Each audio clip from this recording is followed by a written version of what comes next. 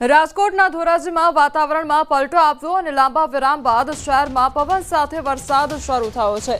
ધોરાજીના અવેડા ચોક, Galaxy ચોક, સરદાર ચોક station road, સોની બજાર, શાક market road સહિત વિસ્તારમાં ભારે પવન સાથે વરસાદ વરસ્યો છે। ભારે પવન સાથે વરસાદ શરૂ થતા રોડ ઉપર પાણી વહેતા થયા છે। ધોરાજી પંથકમાં લાંબા વિરામ બાદ વરસાદ શરૂ થતા વાતાવરણમાં ઠંડક પ્રસરી ગઈ છે। તો ધોરાજી પંથકમાં ફરી એકવાર વરસાદી માહોલ જામ્યો છે। નવરાત્રિને હવે ગણતરીના દિવસો જ બાકી છે અને તે પહેલા ફરી એકવાર મેઘરાજા મહેરબાન થયા છે। વરસાદી માહોલ જામ્યો છે તો ધોરાજીના આ દ્રશ્યો સામે આવ્યા છે કે જ્યાં પવન સાથે વરસાદ ખાબક્યો, જેના કારણે રોડ રસ્તા પર પાણી વહેતા થયા હતા। તો લોકોને ગરમીમાંથી આંશિક રાહત પણ પ્રાપ્ત થઈ હતી। જે ભારે બફારાનો સામનો લોકો કરી રહ્યા હતા તેમાંથી લોકોને આંશિક રાહત પ્રાપ્ત થઈ હતી, કારણ કે વહેલી સવારથી જ આજે વાતાવરણમાં એકાએક પલટો જોવા મળ્યો હતો અને ત્યારબાદ પવન સાથે ધોધમાર વરસાદ ખાબક્યો છે।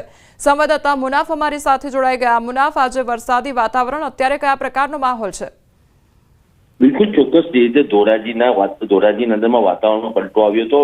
લાંબા વિરામ બાદ શહેરમાં પવન સાથે ભારે વરસાદ જામ્યો હતો। ધોરાજીના અવેરા ચોક, ગેલેક્સી ચોક, સરદાર ચોક, સોની બજાર, શાક માર્કેટ સહિત વિસ્તારોમાં ભારે પવન સાથે વરસાદ વરસ્યો હતો। ભારે પવનના સાથે વરસાદ થતા રોડ ઉપર પાણી વહેતા થયા હતા। ધોરાજી પંથકમાં લાંબા વિરામ બાદ વરસાદ થતા ખેડૂતોના દરમિયાન ખુશીનો માહોલ જોવા મળ્યો હતો। જી મુનાફ, સમગ્ર માહિતી બદલ આપનો આભાર।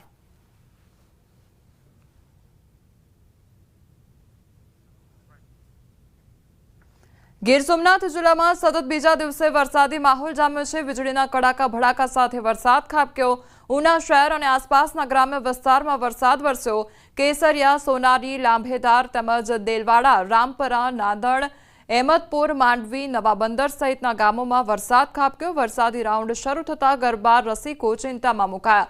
અનેક પાર્ટી પ્લોટના આયોજન પર પણ પાણી ફરી વળ્યા અને પાણી ફરી વળવાનો ભય સતાવી રહ્યો છે તો ખેડૂતોમાં ખુશી જોવા મળી રહી છે। તેઓના પાકને જીવનદાન મળશે।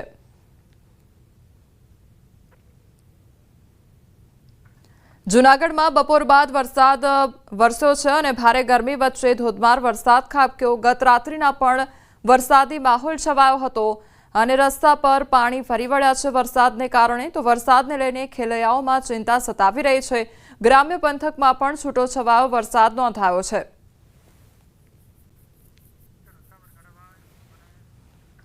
સાબરકાંઠાના વિજયનગર તાલુકામાં ફરી એકવાર વરસાદી માહોલ જામ્યો છે। લાંબા વિરામ બાદ જામ્યો છે વરસાદી માહોલ। તો અસહ્ય ઉકળાટ બાદ વિજયનગરમાં ધોધમાર વરસાદ ખાબક્યો છે।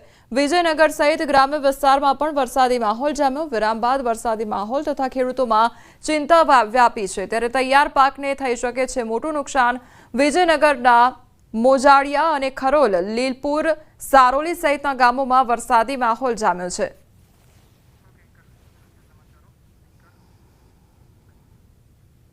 હવે અન્ય સમાચાર પર નજર કરીએ તો કૃષિ યુનિવર્સિટીમાં દીપડાના આટાફેરા જોવા મળ્યા છે અને કોલેજની હોસ્ટેલના સીસીટીવી સામે આવ્યા છે। હોસ્ટેલના પગથિયા ચડતો સીસીટીવીમાં દેખાયો છે આ દીપડો।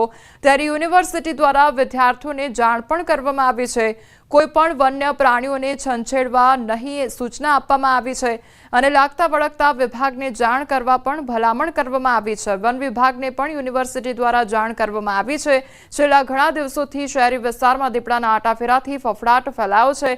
મીરાનગર વિસ્તારમાં પણ થોડા દિવસ પહેલા દીપડો દેખાયો હતો। સુરતના ભાટપોર ગામમાં દીપડો દેખાવાનો મામલો સામે આવ્યો છે, જેને લઈને ગ્રામજનોમાં ડરનો માહોલ છવાઈ ગયો છે। દીપડાના આટાફેરા સીસીટીવી કેમેરામાં કેદ થયા હતા અને દીપડાને જોઈ સ્થાનિક લોકોએ તાત્કાલિક ફોરેસ્ટ વિભાગને જાણ કરી હતી, જે બાદ ઘટના સ્થળે વન વિભાગ તુરંત કામગીરી શરૂ કરીને 3 પાંજરા મૂક્યા છે। નોંધનીય છે કે દીપડાઓ હવે ધીરે ધીરે શહેર તરફ આગળ વધી રહ્યા છે, તેથી સ્થાનિકોને સાવચેત રહેવા માટે સૂચના આપવામાં આવી છે। ગેલ કંપની છે, એની કોલોની છે, એની આજુબાજુ દીપડો અમે સીસીટીવી કેમેરામાં આવી ગયો હતો, તેથી ગેલ કંપની અમને જાણ કરી હતી, જેથી અમે ત્યાં ગેલ કંપનીમાં સર્વે કરીને ત્યાં અમે 3 પાંજરા ગોઠવવામાં આવ્યા છે। ભરૂચની દૂધધારા ડેરીની ચૂંટણીમાં વર્તમાન ચેરમેન ઘનશ્યામ પટેલની પેનલની ભવ્ય જીત થઈ છે। ઘનશ્યામ પટેલ ફરીવાર બનશે ચેરમેન। ડેરી પર પથ્થર ફેંકનાર પથ્થરથી જ ડેરીને મજબૂત કરીશું અને નિવેદન ડિરેક્ટર સાગર પટેલે આપ્યું અને સાથે જ મતદારોનો આભાર પણ વ્યક્ત કર્યો।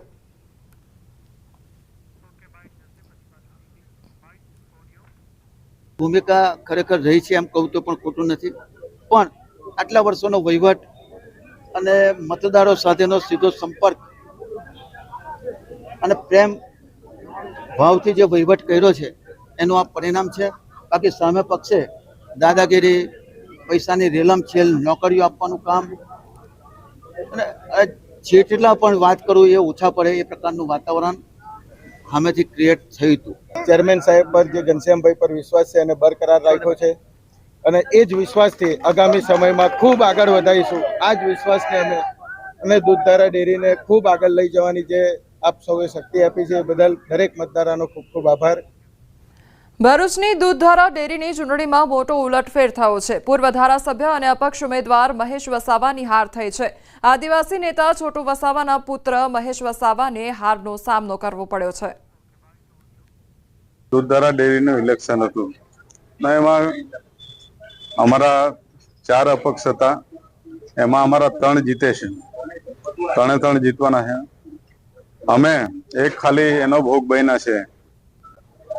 પતંગ અને રોલર બંને લડાવવા પડ્યા ને એની અંદર બલાડી જેવો ઘાટ થયો કે બંને વેચાયા ને એના પછી આમને 117 મત મળ્યા અને મને 76 મત મળ્યા છે અને પતંગને 97 મત મળ્યા.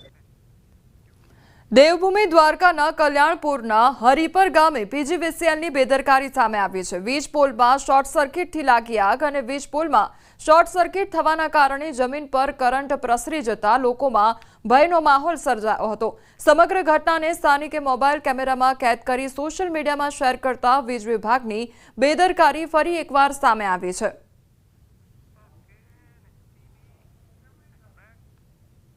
અમદાવાદ પોલીસ ફરી એકવાર વિવાદમાં આવી ગઈ છે. મહારાષ્ટ્રના વેપારી વજીરામ ગુર્જરે નિકોલ પોલીસ સ્ટેશનમાં 4 અજાણ્યા પોલીસકર્મી વિરુદ્ધ ફરિયાદ નોંધાવી છે.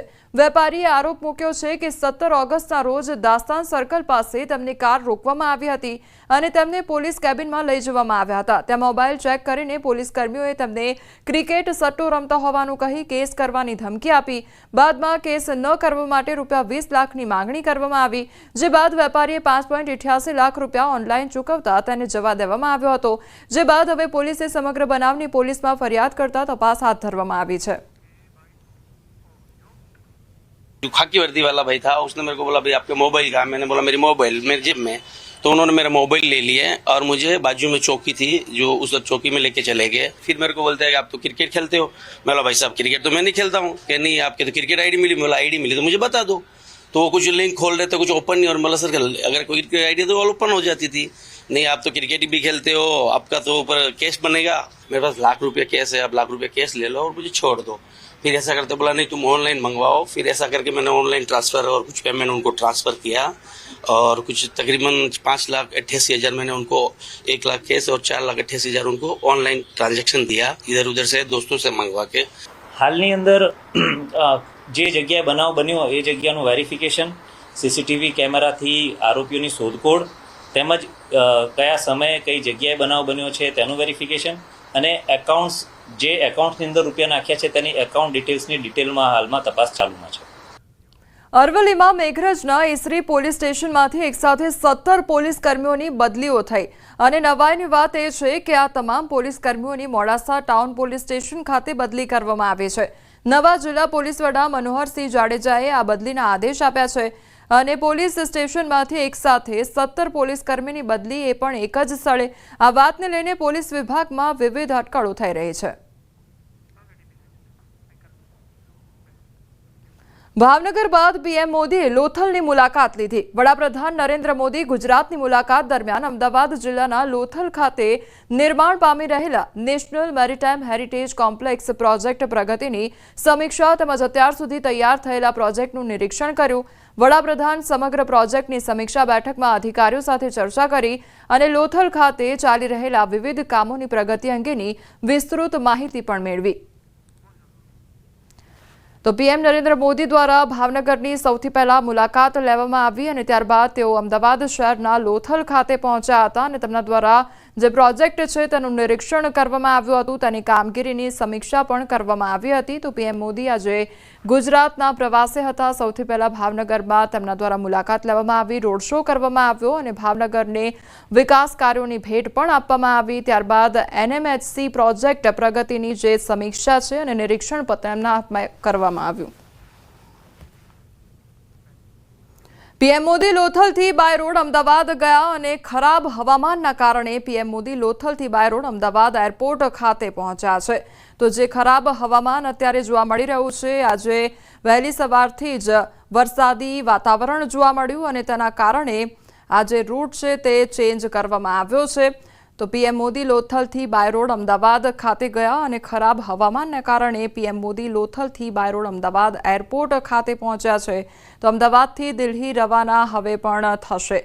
તો આ સીધી જ તસવીરો સામે આવી રહી છે કે આજે પીએમ મોદી પહેલા ગુજરાતના પ્રવાસે હતા, હવે તેઓ રવાના થઈ ચૂક્યા છે અને બાય રોડ જવા માટે તેઓ રવાના થયા છે। તો આજે જે વાતાવરણ ખરાબ જોવા મળી રહ્યું છે, આજે વહેલી સવારથી જ આજે વાતાવરણમાં પલટો જોવા મળી રહ્યો હતો અને વરસાદી વાતાવરણને કારણે આ રૂટ ચેન્જ કરવામાં આવ્યો છે।